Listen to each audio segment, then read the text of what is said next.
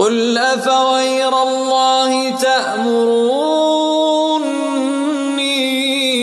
أعبد أيها الجاهلون ولقد أوحي إليك وإلى الذين من قبلك لئن أشركت ليحبطن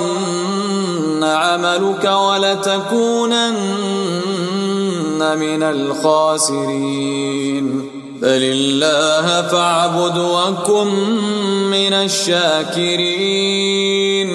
وما قدروا الله حق قدره والأرض جميعا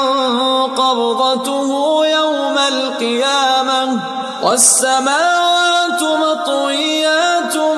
بيمينه سبحانه وتعالى عما